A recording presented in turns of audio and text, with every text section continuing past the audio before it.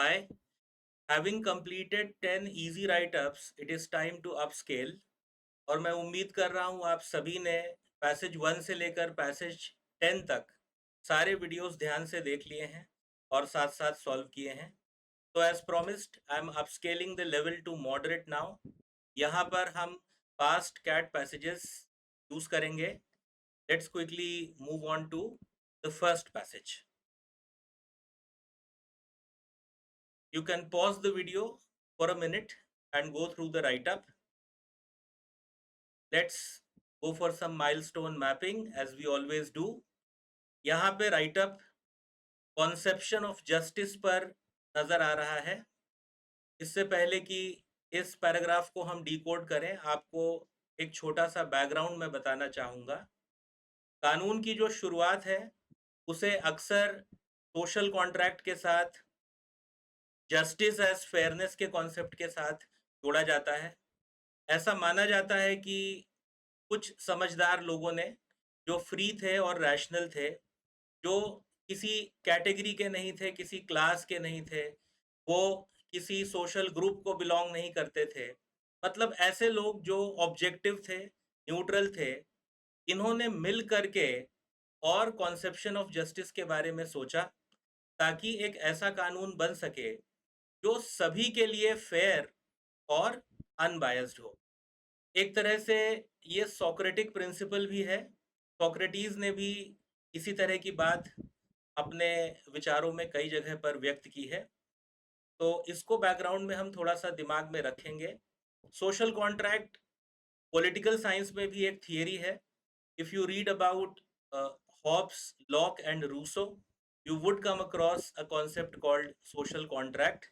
तो social contract के बारे में भी ये कहा जाता है कि सोशल कॉन्ट्रैक्ट एक हाइपोथेटिकल सिचुएशन है जहां पर फ्री और रैशनल लोगों ने मिल करके एक कॉन्ट्रैक्ट लिखा और यही कॉन्ट्रैक्ट आगे चलकर आधार बना और जितने भी इंस्टीट्यूशंस डेवलप हुए, चाहे फिर वो पॉलिटिकल सिस्टम हो, एजुकेशनल सिस्टम हो, पेनल कोड हो, कानून हो, ये सब सोशल कॉन्ट्रैक्ट पर बेस्ड था। तो ऐसा भी एक एक थियोरेटिकल कॉन्सेप्ट है। तो इससे ही कुछ मिलता जुलता यहाँ हमारे सामने राइटअप में है। Let's have a quick milestone mapping. So as we can observe, it is related to the conception of justice. Also, there is a reference to the theory of social contract. थोड़ा और आगे पढ़ते हैं तो जो बात मैंने आपके साथ शेयर की कि these are principles that free and rational persons they have arrived at, they have chosen, and the requirement for this particular choice is an initial position of equality.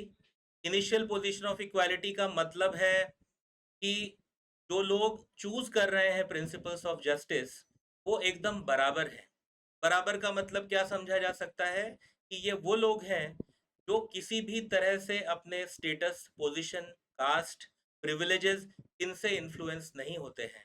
और फिर जब प्रिंसिपल्स ऑफ जस्टिस चुने जाएंगे तो justice as fairness achieve हो सकता है। तो very close to the background reading I was talking about, लगभग वही बातें लिखी हुई हैं। आगे इसी को एलैबोरेट किया गया है, रैशनल रिफ्लेक्शन कहा गया है, जहां पर रैशनल लोगों ने मिल करके और एक हाइपोथेटिकल सिचुएशन में प्रिंसिपल्स ऑफ जस्टिस को चूज किया है। तो if we summarize this in a nutshell, तो हम कह सकते हैं कि justice is something that can be defined by principles that are basically chosen by people who are free and rational, and they have collectively agreed upon these principles of justice under a hypothetical situation, and these would later on obviously govern the further development of systems. तो एक line में इसे इस तरह से summarise किया जा सकता है। शायद इसके आगे इसी कॉन्सेप्ट को एलैबोरेट किया गया है। तो moving on to the second paragraph. Paragraphs थोड़े लंबे हैं तो समराइजेशन करते चलना चाहिए ताकि फिर हम जोन आउट होने के प्रॉब्लम से बच सकते हैं। तो we have 2 more paragraphs on the slide. Let's quickly do some milestone mapping. As we can observe, previous paragraph में जस्टिस एज फेयरनेस का जो पॉइंट रखा गया था उसे यहाँ एक्सप्लेन किया जा रहा है और इसको ओरिजिनल पोजीशन या हाइपोथेटिकल सिचुएशन कहा गया है। आगे सेम पॉइंट को फिर से एक बार रीइटरेट किया गया है कि जब ये चूज किया जाता है उस वक्त जो लोग इसको चूज करते हैं उनको नहीं मालूम कि सोसाइटी में उनकी पोजीशन क्या है, क्लास क्या है, उनका स्टेटस क्या है, उनका फॉर्चून क्या है। करेक्ट? इसका क्या मतलब है? अगर हम देखें तो हर इंसान किसी न किसी घर में, किसी कास्ट में, किसी रिलीजन में, किसी स्टेटस में हमेशा पैदा होता है और उसका जो स्टेटस है, उसकी जो पोजीशन है वो किसी न किसी तरह से उसको इन्फ्लुएंस करती है। लेकिन कानून जब लोग बनाते हैं तो ये ध्यान में रखना चाहिए कि कानून इन सभी से परे और इसके ऊपर होना चाहिए, क्योंकि लोग अगर अपने स्टेटस, अपनी पोजीशन या अपने फॉर्चून के हिसाब से लॉज को बनाएंगे तो फिर ऐसे लॉज ऑब्जेक्टिव और अनबायस्ड नहीं हो सकते हैं। तो very similar to what we have thought of, लगभग थॉट फ्लो वैसे ही मूव हो रहा है। तो जिन लोगों ने प्रिंसिपल्स ऑफ जस्टिस को चूज किया वो ऐसे लोग थे जिन्होंने स्टेटस, पोजीशन, पावर और प्रिविलेज को भूलकर फिर प्रिंसिपल्स ऑफ जस्टिस को चुना था और तभी जस्टिस एज फेयरनेस अचीव हो सकता है। मूविंग फर्दर, एक बड़ा इंटरेस्टिंग यहाँ पर यूसेज है वेल ऑफ इग्नोरेंस। तो जैसे कि हम देख सकते हैं कि कानून की जो गॉडेस है उसके आंखों पर पट्टी होती है, शी इज पर ब्लाइंडेड। इट डजेंट मीन कि कानून अंधा है। आंखों पर जो पट्टी है वो सिर्फ ये दिखाती है कि लॉ अनबायस्ड है, वो किसी चीज से इन्फ्लुएंस नहीं होता है और किसी एक इंसान के लिए कानून बना भी नहीं है, वो इस जनरेशन के लिए भी इनफैक्ट नहीं बना है। Laws are basically made for years to come. तो when we see a well of ignorance, इसका मतलब ये है कि एक बार फिर से हम किसी भी चीज से इन्फ्लुएंस नहीं होते हैं, खास तौर से जो लॉ मेकर्स हैं वो कानून को ऑब्जेक्टिवली और न्यूट्रली प्रेजेंट करते हैं। तो this is what a well of ignorance is. एक तरह से पूरे राइटअप का क्रक्स वेल ऑफ इग्नोरेंस में एज अ मेटाफर देखा जा सकता है। आगे जस्टिस एज फेयरनेस के ही पॉइंट को एलैबोरेट किया गया है एज वी कैन सी, और यहाँ ये भी लिखा है कि इसी पर आगे जो इंस्टीट्यूशंस होंगे वो भी डेवलप करेंगे, तभी वो जस्ट और फेयर हो सकते हैं। तो this is what these two paragraphs are all about. Let's quickly sum it up in a sentence. तो हम कह सकते हैं कि justice as fairness is a hypothetical situation or an original position where individuals who choose this have to be unaware of their own social status, their abilities, and it is these impartial principles that are going to guide and govern society, and they would help in the creation of further institutions. Moving on, ये बड़ा एक paragraph है, इसको भी milestone map कर लेते हैं। यहाँ पे एक बार फिर से सेट ऑफ प्रिंसिपल्स का जिक्र हो रहा है और ये कहा जा रहा है कि जब सोशल इंस्टीट्यूशंस इन प्रिंसिपल्स को सेटिस्फाई करेंगे तो ऑब्वियसली हम जस्टिस एज फेयरनेस को पा सकते हैं। एक बार फिर से रीटरेट किया गया है पॉइंट कि कैसे फ्री और इक्वल जो लोग हैं वो इसको क्रिएट करेंगे और वो सभी के लिए फिर फेयर रहेगा। The idea finds a reiteration through various paragraphs. लगभग वही एक पॉइंट है जिसको अलग अलग तरीके से एलैबोरेट करके एक्सप्लेन किया जा रहा है। Principles of justice, justice as fairness और द पॉइंट ऑफ ऑब्जेक्टिविटी जिसे फ्री, रैशनल, इक्वल कहा गया है, ये बार बार एम्फेसाइज किया जा रहा है। यहाँ पर यह भी मेंशन किया गया है टुवर्ड्स द एंड, जैसा कि मैंने शुरू में भी कहा था, that each person finds himself placed at birth in some particular position or status, and this definitely affects the prospects and the overall thinking of the person। लेकिन फिर भी एक फिर आगे पॉइंट लिखा हुआ है कि अगर हम जिस हद तक भी इस हाइपोथेटिकल सिचुएशन को अचीव कर सकते हैं जहां जस्टिस मेकर्स या law makers principles of justice को रैशनली, ऑब्जेक्टिवली क्रिएट करें, तो उतना अच्छा होगा। मतलब ऑथर ने भी ये माना है कि ये कॉन्सेप्ट पूरी तरह से प्रैक्टिकेबल नहीं है, पर हम जितना भी इसके पास तक जा सकें उतना अच्छा होगा।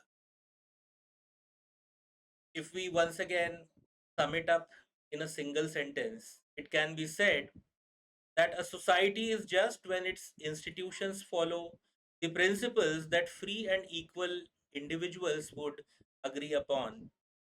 तो पूरा का पूरा राइटअप 3-4 पॉइंटर्स पर बेस्ड है। We have this concept of social contract, then we have the concept of principles of justice, then comes the concept of justice as fairness. ये जो पूरा का पूरा जस्टिस एज फेयरनेस तक पहुंचने का पाथ है, this is dependent on the collaboration of free and rational people. These are the law makers who have given up their status, position, authority etcetera to create principles of justice that would be fair to all. भले ही write up पढ़ने में थोड़ा abstract है, कई लोग शायद इस तरह के राइटअप्स पहले नहीं पढ़ पाए हैं, लेकिन ध्यान रखना है कि ये काफ़ी रेलेवेंट टॉपिक है, क्योंकि कानून की शुरुआत ही अभी कानून को समझने में हेल्प करती है, और शायद कानून की शुरुआत कुछ ऐसी ही हुई होगी। Let's move on to the questions. Questions भी यहाँ पर थोड़े ट्रिकी हैं और they have a certain length, तो हमें क्वेश्चन को पहले ध्यान से मैप कर लेना चाहिए। Let's quickly have a look at the question. The question is about a just society as conceptualized in the passage, and the question is best described as, मतलब एक just society का best description या definition क्या हो सकती है। Before we answer the question, we should frame a shadow answer. A just society is one that is based on principles of justice, which are obviously chosen by people who have given up their status, position, and power in a situation of equality, that initial hypothetical situation of equality. तो ये हमारे दिमाग में होना चाहिए। अभी देखते हैं कि ऑप्शंस में क्या क्या लिखा हुआ है। तो मैं देख पा रहा हूँ कि यहाँ पर यूटोपिया जो वर्ड है और हाइपोथेटिकल सोसाइटी, ये 3 जगहों पर लिखा हुआ है। The passage does not talk about a hypothetical society, ये एरर है। पैसेज में इसे हाइपोथेटिकल सिचुएशन कहा गया है एंड नॉट हाइपोथेटिकल सोसाइटी। तो इस तरह से ये समझ आ रहा है कि हाइपोथेटिकल सोसाइटी एक गलत यूसेज है। यूटोपिया का मतलब भी ड्रीम लैंड या हाइपोथेटिकल सोसाइटी होता है जहाँ सब कुछ परफेक्ट होता है। तो ये 3 ऑप्शंस तो हम इस तरह से सीधे हटा सकते हैं। Now we have these 2 options 3 and 4, जिसमें से 3 बेहतर ऑप्शन है, but before we talk about it 4 को भी हम ध्यान से देख लेते हैं। तो 4 में लिखा है a society in which principles of justice are fair to all.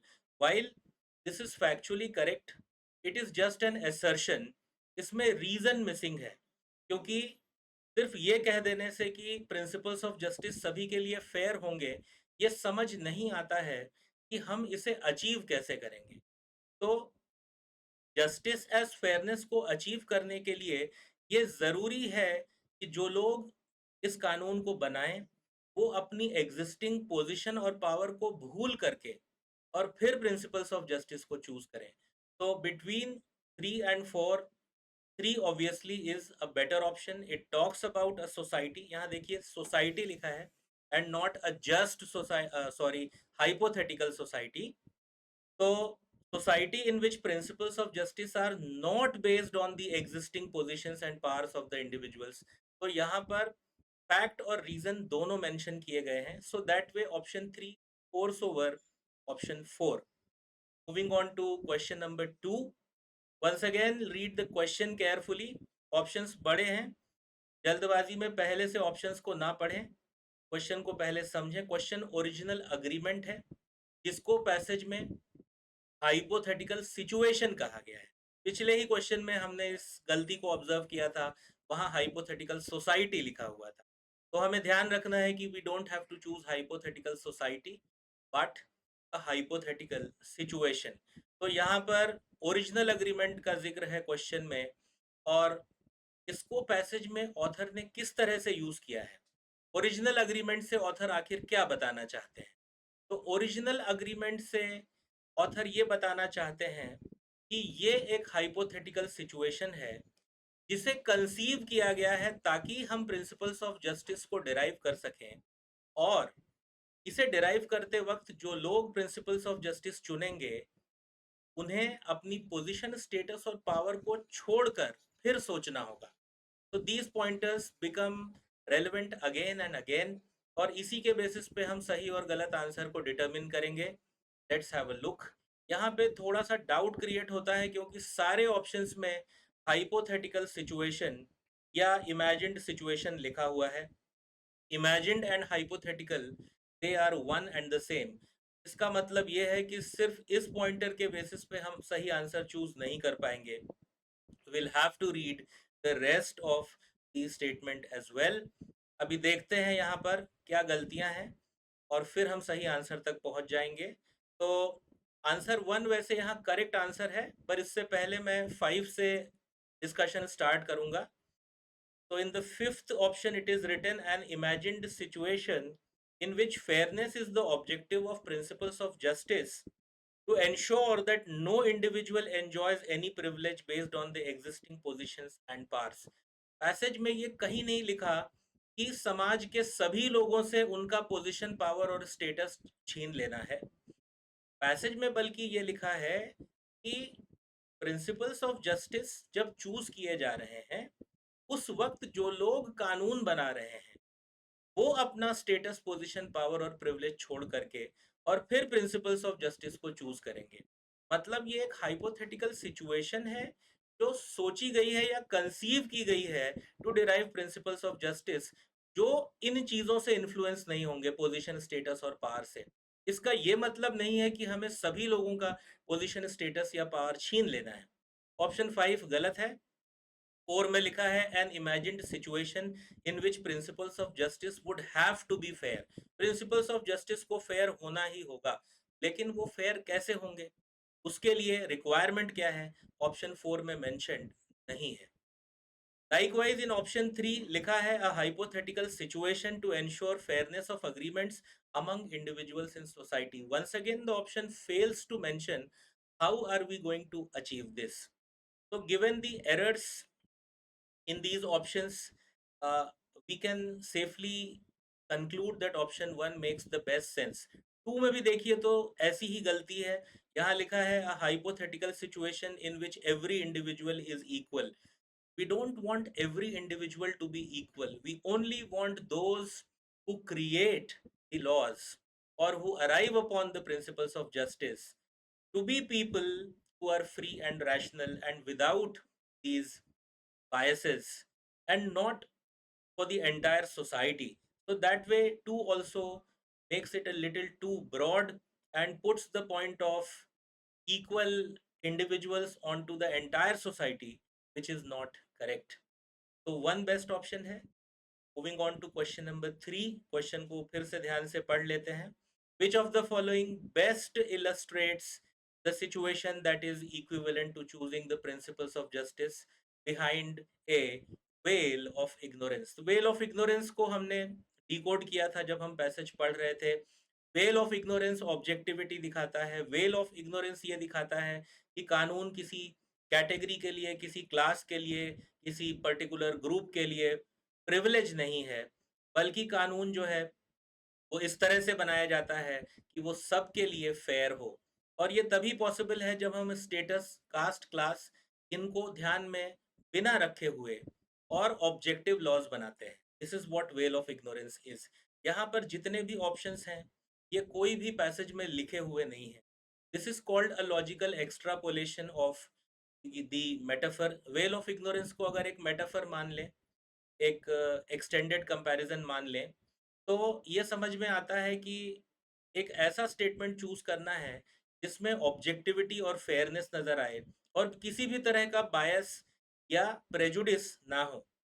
Options चूंकि पैसेज में नहीं दिए हैं तो हमको इन्हें लॉजिकली इवेल्युएट करना पड़ेगा और वेल ऑफ इग्नोरेंस के साथ कंपेयर करना होगा। तो यहाँ पर हम देख सकते हैं ऑप्शन 1 में जो प्रिंसिपल्स ऑफ जस्टिस हैं, they have been chosen by businessman. इसके आगे राइटअप को अब पढ़ने की ज़रूरत ही नहीं है इस ऑप्शन को, क्योंकि अगर principles of justice businessman choose करेंगे, तो वो अपना एडवांटेज देखेंगे।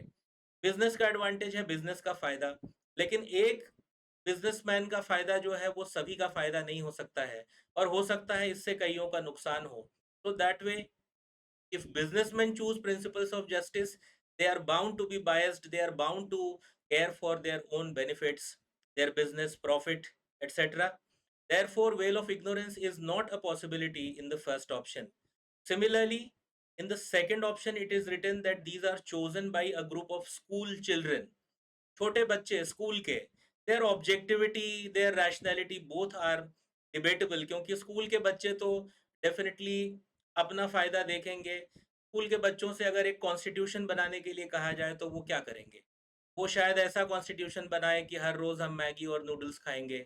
हफ्ते में मंडे से सैटरडे क्लास नहीं होनी चाहिए और एक दिन अगर होनी भी है तो वो स्पोर्ट्स पीरियड होना चाहिए। वो कुछ ऐसा कानून बना देंगे। तो that way the objectivity of school children is also very debatable. ये भी गलत ऑप्शन है। थर्ड में एक बार फिर से लिखा है principles of justice are chosen by businessman. हालांकि यहाँ ये भी लिखा है that they have no possibility of return. इससे ज़्यादा फर्क नहीं पड़ता है whether businessman have a possibility of return और they don't have a possibility of return. Since they belong to a particular category, they are bound to be biased and guided by their self interest. जबकि principles of justice जो हैं वो well of ignorance के साथ choose किए जाने चाहिए, where they are totally objective. तो 3 भी जो है वो क्राइटेरियन को मीट नहीं कर रहा है।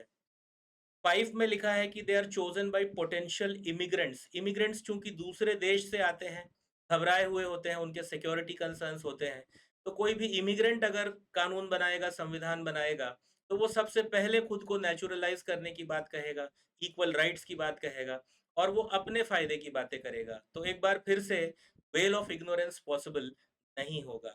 तो going by the method of elimination, businessman हो गए, चिल्ड्रन हो गए, इमिग्रेंट्स हो गए, ये सभी कैटेगरीज हैं। जबकि अगर जस्टिस एज फेयरनेस अचीव करना है तो प्रिंसिपल्स ऑफ जस्टिस हमेशा वेल ऑफ इग्नोरेंस के साथ चूज किए जाने चाहिए। Now this option finds a reflection in the fourth idea. यहाँ लिखा है that the principles of justice are chosen. किसने चूज किया कुछ नहीं लिखा है, ऐसा चूज किया गया assuming that such principles will govern the lives of the rule makers only in their next births। इसका मतलब ये है कि इस जीवन के लिए तो ये कानून है ही नहीं, ये आने वाले जीवन के लिए है। और आने वाले जीवन में आप क्या बनेंगे, आप किस कैटेगरी को बिलोंग करेंगे, ये आपको भी पता नहीं है।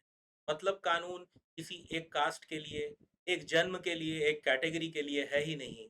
It has to be fair and objective all. A very interesting question. Moving on to the next one, let's read the question carefully. Why, according to the passage, do principles of justice need to be based on an original agreement? इसका answer हम shadow answer से ही दे सकते हैं। क्यों होने चाहिए principles of justice original agreement या original position पर बेस्ड? क्योंकि जब वो ओरिजिनल अग्रीमेंट या ओरिजिनल पोजीशन पर बेस्ड होंगे, तभी हम मान सकते हैं कि वो फेयर होंगे और वो करेक्ट होंगे। ऑप्शंस यहाँ पर 2 ऐसे हैं जो काफ़ी क्लोज़ हैं। पहले गलत ऑप्शंस को हम एलिमिनेट कर सकते हैं। एक बात और ध्यान रखना है कि ये जो फेयर वर्ड है ये काफ़ी इम्पोर्टेंट है। मैं देख पा रहा हूँ कि ये काफ़ी जगहों पर लिखा हुआ है, करेक्ट? तो ऑब्वियसली जस्टिस एज फेयरनेस का कॉन्सेप्ट आना बेहद ज़रूरी है। ओरिजिनल अग्रीमेंट या इनिशियली अग्रीड अपॉन भी बहुत इंपॉर्टेंट पॉइंट है। तो ये कुछ पॉइंटर्स हैं जिनको हमें ध्यान में रखना है। Fair is one parameter, initially agreed upon या ओरिजिनल अग्रीमेंट एक पैरामीटर है। तो हम देख पा रहे हैं कि ये दोनों ही पैरामीटर्स कई सारे ऑप्शंस में अवेलेबल हैं। तो एक बार अब यहाँ पर हम गलतियों को थोड़ा सा ऑब्जर्व कर लेते हैं। ऑप्शन 1 में लिखा है social institutions and laws can be considered fair only if they conform to principles of justice. यहाँ पर ऐसे तो पढ़ने में सब ठीक लग रहा है, लेकिन ओरिजिनल अग्रीमेंट का यहाँ पर जिक्र नहीं हुआ है या इनिशियली अग्रीड अपॉन इसमें नहीं लिखा है। तो ये ऑप्शन हम होल्ड कर सकते हैं, पर इसके करेक्ट होने की थोड़ी कम प्रोबेबिलिटी है क्योंकि ओरिजिनल एग्रीमेंट मिसिंग है। सेकंड में लिखा है social institutions and laws can be fair only if they are consistent with the principles of justice as initially agreed upon. दोनों पैरामीटर्स मीट हो रहे हैं, फेयरनेस का पॉइंट और इनिशियली अग्रीड अपॉन का या ओरिजिनल एग्रीमेंट का। ऑप्शन 2 कोर्स ओवर ऑप्शन 1, 1 को हम हटा सकते हैं, 2 को होल्ड कर लेते हैं। अभी 3 भी पढ़ लेते हैं because we have more options. Social institutions and laws need to be fair in order to be just. यहाँ फेयर जरूर लिखा है, पर कैसे ये हासिल होगा? तो ये हासिल तब होगा जब हम ओरिजिनल अग्रीमेंट के हिसाब से चलेंगे, जो कि यहाँ मेंशन नहीं है। तो जैसे 1 में ओरिजिनल अग्रीमेंट का जिक्र नहीं था, same error in option number 3। 4 पढ़ लेते हैं। Social institutions and laws evolve fairly only if they are consistent with principles of justice as initially agreed upon। यहाँ जो क्वेश्चन है वो एवोल्यूशन ऑफ इंस्टीट्यूशंस नहीं है, बल्कि प्रिंसिपल्स ऑफ जस्टिस के फेयरनेस पर है। तो ये एक फास्ट फॉरवर्ड ऑप्शन है, हम आइडिया को एक्सटेंड कर रहे हैं। इससे बेहतर है कि हम ऑप्शन 2 को सेलेक्ट करें। तो ये जो पॉइंट है evolution of social institutions, this is not directly mentioned anywhere in the write up, तो ये शायद सही नहीं है। अभी हमारे पास 2 बेटर ऑप्शन है। 5 भी हम पढ़ लेते हैं। Social institutions and laws conform to the principles of justice as initially agreed upon. इसमें फेयरनेस का जो पॉइंट है वो मिस होता हुआ। तो इस तरह से अगर हम देखें तो ऑप्शन नंबर 2 जो है वो बेस्ट है। 2 और 4 के बीच में डाउट क्रिएट हो रहा था, क्योंकि 4 जो है एक तरह से एक्सटेंशन है 2 के आइडिया का, लेकिन चूंकि ये डायरेक्टली कहीं पैसेज में नहीं लिखा है, तो एजम्पशन बेस्ड ऑप्शन मार्क नहीं करना चाहिए। Question number 5, which of the following situations best represents the idea of justice as fairness as argued in the passage। यहाँ पर भी जो ऑप्शंस होंगे वो डायरेक्टली पैसेज में नहीं लिखे हैं। ये जो क्वेश्चन है इसको हम एनालॉजी कह सकते हैं, पैरेलल रीजनिंग कह सकते हैं, कि क्वेश्चन में जो पॉइंट लिखा गया है उसको अवेलेबल ऑप्शंस में से कौन सा ऑप्शन सबसे अच्छा रिप्रेजेंट कर रहा है। तो क्वेश्चन क्या है? जस्टिस एज फेयरनेस को इनमें से कौन सा ऑप्शन सबसे अच्छे से रिप्रेजेंट कर रहा है? एक शैडो आंसर फ्रेम कर लेते हैं कि जस्टिस एज फेयरनेस तब पॉसिबल है जब कानून ऐसे लोग बनाएंगे जो स्टेटस, पावर और प्रिविलेज को छोड़कर कानून बनाएंगे। मतलब हम किसी भी पर्सन को के स्टेटस, पावर या प्रिविलेज के हिसाब से जज नहीं करेंगे, बल्कि कानून बनाने वाले लोग इनको साइडलाइन करके रैशनली कानून बनाएंगे जो सभी के लिए फेयर होंगे। Let's have a look at the options. All individuals are paid equally for the work they do. ये पढ़ करके तो बहुत कन्विंसिंग लग रहा है, लेकिन ये मुद्दे से भटक रहा है। The topic is not about creating a world where everyone is equal in every sense। यहाँ पर लिखा है सभी लोगों को उनके लिए उनके काम के लिए बराबर पैसे दिए जाएं। It is not about creating an artificial sense of equality जहां सबको हम बराबर पैसे देकर फिनेंशियली बराबर बना दें, क्योंकि लोग अलग अलग तरह के काम करते हैं। काम कुछ सुपीरियर हो सकते हैं, कुछ काम इन्फीरियर हो सकते हैं, और उस हिसाब से फिर हम टैकल करते हैं। Getting the point. फिर सेकंड में लिखा है everyone is assigned some work for his or her livelihood. यहाँ कहा जा रहा है हर किसी को उसके रोजगार के लिए कुछ ना कुछ काम दिया जाना चाहिए। आइडिया पढ़ने में अच्छा लग रहा है, लेकिन इसका जस्टिस एज फेयरनेस या ऑब्जेक्टिविटी से कोई डायरेक्ट रिलेशनशिप नहीं है। थर्ड में भी एरर है, all acts of theft are penalized equally. मतलब अगर आप छोटी सी चोरी करते हैं तो भी वही सजा होनी चाहिए, बहुत बड़ी चोरी करने पर भी सेम सजा होनी चाहिए। This is not what the concept of justice as fairness is all about. 5 में लिखा है all individuals are provided a fixed sum of money to take care of their health. ये भी अजीब है, क्योंकि हर कोई बराबरी से बीमार नहीं होता है, तो हर किसी को बराबर पैसे दिए जाएं उनकी हेल्थ को देखने के लिए या देखभाल करने के लिए। That again makes no sense. तो ये कुछ गलतियां हैं जो मैंने आपके लिए हाईलाइट कर दी हैं। अब ऑप्शन 4 बचता है जिसके करेक्ट होने की हाई प्रोबेबिलिटी है। ऑप्शन 4 में लिखा है all children are provided free education in similar schools. Keywords पे ध्यान देना चाहिए। ऑल चिल्ड्रन का मतलब आप किसी भी कास्ट के हों, किसी कैटेगरी के हों, आप किसी स्टेटस से आ रहे हों, अगर फ्री एजुकेशन के लिए कोई स्कूल ओपन किया गया है, तो वहाँ सभी को फ्री एजुकेशन दी जाएगी irrespective of your position, caste, status etcetera. तो यहाँ पर वो जो वेल ऑफ इग्नोरेंस का पॉइंट है, जस्टिस एंड फेयरनेस का पॉइंट है, वो रिप्रेजेंट हो रहा है। जैसे एक सरकारी नल होता है जिसमें हर कोई पानी पी सकता है, वो फ्री सुविधा है। ऐसा नहीं है कि कोई फॉरवर्ड है या बैकवर्ड है या किसी कैटेगरी को बिलोंग करता है या नहीं करता है, तो हम उसे अलाउ या डिसअलाउ करेंगे। सभी फ्री होंगे वहाँ पानी पीने के लिए। हम किसी स्टेटस कास्ट के बेसिस पे कोई रूल नहीं बनाएंगे। I suppose this is clear. ये क्वेश्चंस थोड़े ट्रिकी हो सकते हैं क्योंकि डायरेक्टली ये ऑप्शंस कहीं राइट अप में नहीं लिखे हैं। These are called logical corollaries, parallel reasoning, okay, या कह सकते हैं कि एक्स्ट्रापोलेशन है पैसेज के लॉजिक का, और ये डायरेक्टली लिखे हुए नहीं है। These questions have been there in the common admission test in the past, आगे भी इनके आने की हाई प्रोबेबिलिटी है। तो ओवरऑल हमने आज एक कॉम्प्लेक्स पैसेज को ट्राई किया। पैसेज कानून कैसे बना और कानून बनाने वाले जो लोग थे उन्होंने किस क्राइटेरियन को फॉलो किया, इस पर था। ऐसे टॉपिक्स आगे भी आ सकते हैं, हम आगे भी प्रैक्टिस करते रहेंगे।